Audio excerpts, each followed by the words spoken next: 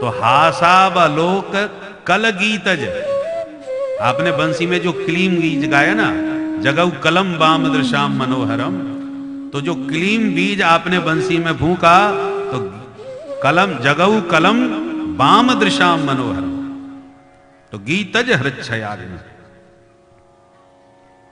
अब आग तो भड़का दी आपने, ये ज्वालामुखी बन गई, हमको जलाई डाल रही है, अब इसको शांत करो। भगवान बोले तो कैसे शांत हो गई? भगवान बोले जमुना जी में जाकर 2-4 डुबकी लगाओ, अग्नि शांत हो जाएगी। गोपियां बोली है जमुना जी की धारा से शांत होने वाली आग नहीं है। तो बोले सिंचांगन स्वदधरामृत पूरकेण, त्वद अधरामृत पूरकेण सिंच, आप अपनी अधर सुधा से, अधरामृत से जब सिंचन करेंगे तब यह अग्नि नियंत्रित होगी। जैसे यज्ञाग्नि होती है ना, ब्राह्मण स्वाहा स्वाहा करके हवन करते हैं, अब आग बिल्कुल ना हो तो यज्ञ बेकार, और अग्नि यदि हवन कुंडी की बहुत प्रबल हो जाए तो अग्निशाला ही स्वाहा हो जाएगी। नियंत्रित होना चाहिए, आग भी हो नियंत्रित भी हो। अति सर्वत्र वर्जय, बिल्कुल नहीं है तो स्वाहा बेकार, बहुत तेज हो जाए तो यज्ञशाला स्वाहा। तो यज्ञाचार्य क्या करते हैं, यज्ञ कुंड की अग्नि बहुत तेज हो जाए तो पानी नहीं डाला जाता, उस पानी में पानी छिड़कना हो तो दूध शक्कर कुछ मिला दो उसमें, उसका सिंचन किया जाता है। सामान्य जल थोड़ी यज्ञ कुंड में डाला जाएगा। तो गोपियां कहती हैं हमारी हृच्छयाग्नि बहुत प्रबल हो गई तो ये जमुना के जल से बुझने वाली नहीं है।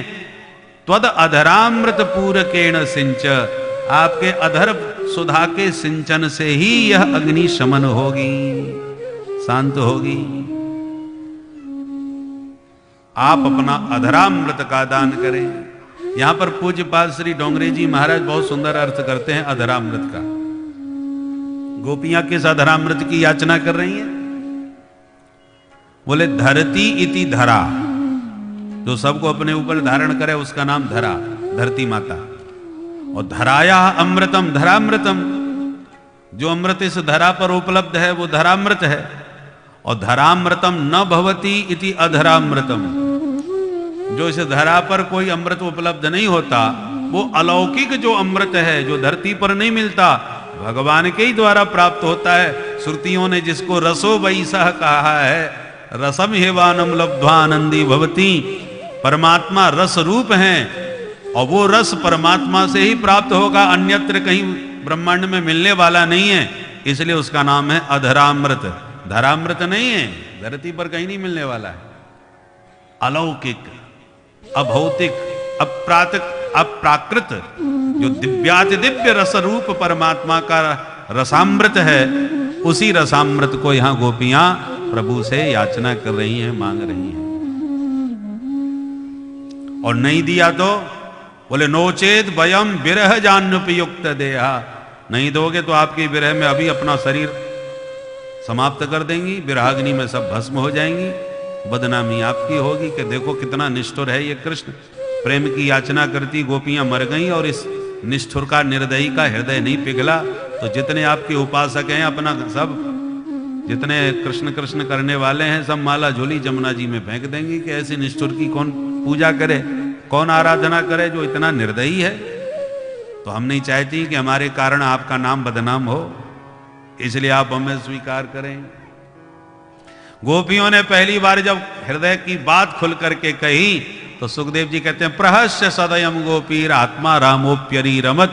प्रहस्य, बड़ी जोर से हंस पड़े कन्हैया। और जब हंसे तब गोपियां समझ गईं ये भी ऊपर ऊपर से नाना नाना कर रहे थे, परंतु इनके हृदय में भी वही हाल स्थिति है जो हमारे हृदय की है। हंसने से ये भाव प्रकट हो गया और तब दिव्य महारास गोपियों के साथ भगवान का प्रारंभ हुआ।